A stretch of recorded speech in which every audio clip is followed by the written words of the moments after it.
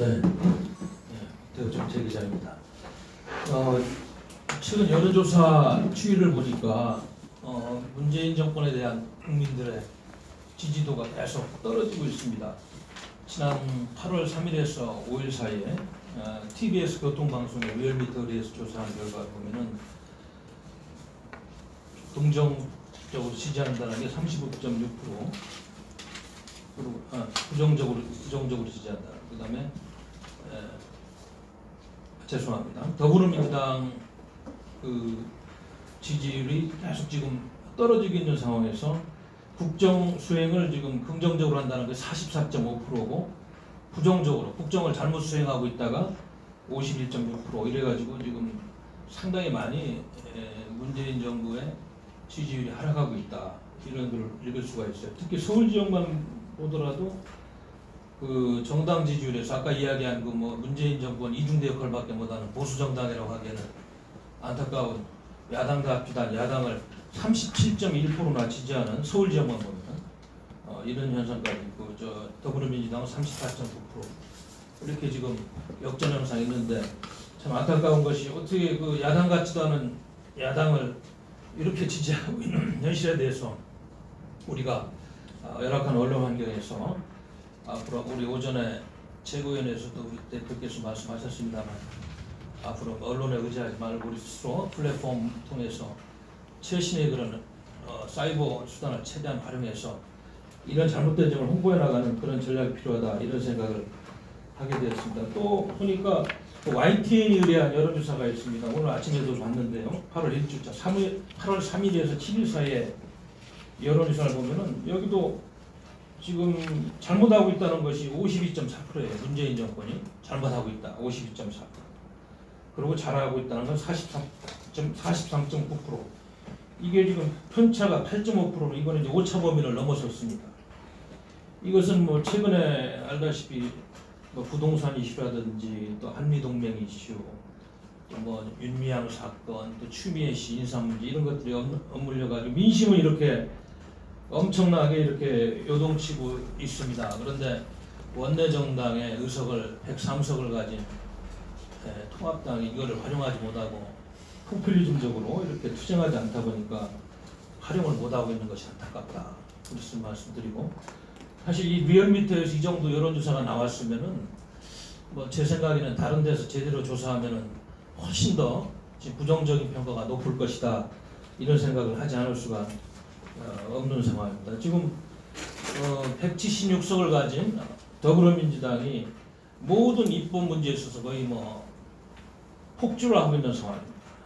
그래서 민심이 위반하고 있고, 또 국회가 개원되기 전에는 18개 상임위원회를 독식하는, 이거는 찬반 토론도 없이 그냥 밀어붙이는 폭주의 입법을 실행하고도 통합당이 저렇게 그냥 비판만 하고 있는 현실에 대해서 국민들은 분노하고 있다, 이런 민심이 반영이 이 정도로 나오지 않았느냐, 저는 그런 생각을 합니다. 이 정도 국회에서 무실당하고 야당의 존재가 없으면은 의원직이라도 다 던지고 장애투쟁으로 나와서 해야 되는데, 역시 그 원래 모습도 아니고 정체성도 아니고 가짜 보수다 보니까 그거를 지금 활용을 전혀 못하고 있는 이런 민심의 향방을 읽을 수가 있습니다.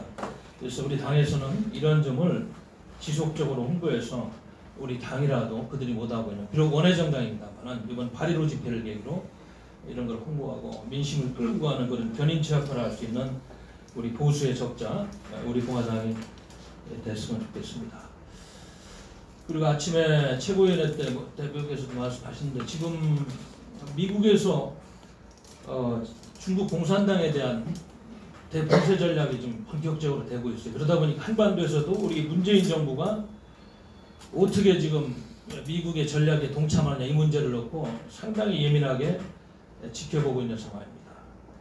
특히나 지금 동아시아 쪽에 아시다시피 그 대만을 과거에는 이제 하나의 중국 원칙에 해가지고 대만을 국가로 인정하지 않았습니다만은 미국이 최근에는 이 카드까지 꺼내들고 있어요. 최근에는 가장 높은 고위직인 복지부 장관이죠. 미국 복지부 장관이 아마 곧 대만을 장관급으로는 처음인 것 같습니다. 단기 이래로 방문해서 대만을 외교적으로 승인하는 그런 목표를 두고 중국 공산당을 압박하려고 하는 동아시아의 세력의 판도가 엄청나게 이렇게 변하고 있는 상황인데 우리 정부는 뭘 하고 있는지 모르겠어요. 아직도 산불 정책 보수하고 사드 배치도 임시로 해놓고 추가 배치 안 된다는 헛소리만 하고 있는 이 정부는 후대에 엄청난 비판을 받을 것이다.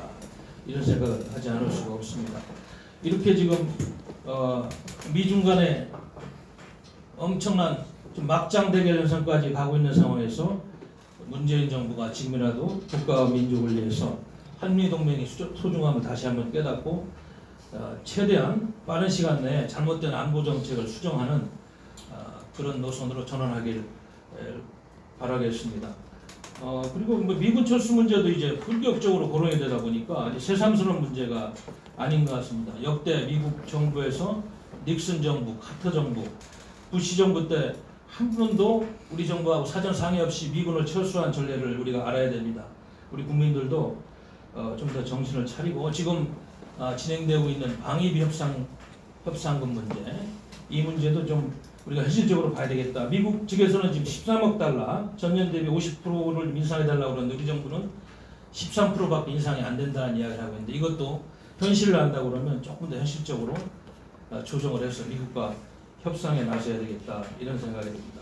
그래서 방위비 분담금 협정은 많은 유연성을 가지고 지금이라도 당장 미국과 협상에 나서야 되고 더군다나 지금 우려를 우리가 감출 수 없는 사항은 미국이 지금 이렇게 우리 문재인 정부가 계속 친중 정권으로 탈미 노선으로 종복으로 간다면은 동아시아의 군사 전략의 운영의 축을 일본, 호주, 대만으로 설정을 하고 대한민국을 빼려고 하는 이런 흐름도 강하게 감지되고 있다.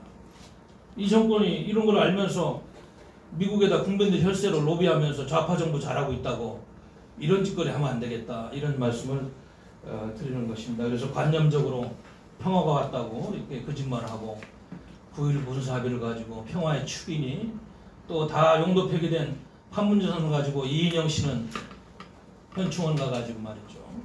포탄이 떨어져도 평화를 외쳐야 된다는 정신 나간 이 관념적인 주사파 비밀성주의자들의 오판과 현실성이 떨어지는 안보 정책에 대해서 국민의 한 사람으로서 통탄하지 않을 수 없다 이런 말씀을 드리겠습니다. 그래서 우리 당에서는 지속적으로 우리 국민의 생명권이 걸리고 앞으로 이 분단 체제를 자유민주 체제로 과연 통일하느냐 아니면 적화 통일되냐는 길목에서 우리 국민들이 알아야 되기 때문에 홍보 전략도 강화하고 또 투쟁 노선에서 확실한 선명성을 가지고 미래통합당이 못하니까 우리 당이라도 열심히 외쳐야 되겠다는 생각을 하게 되었습니다.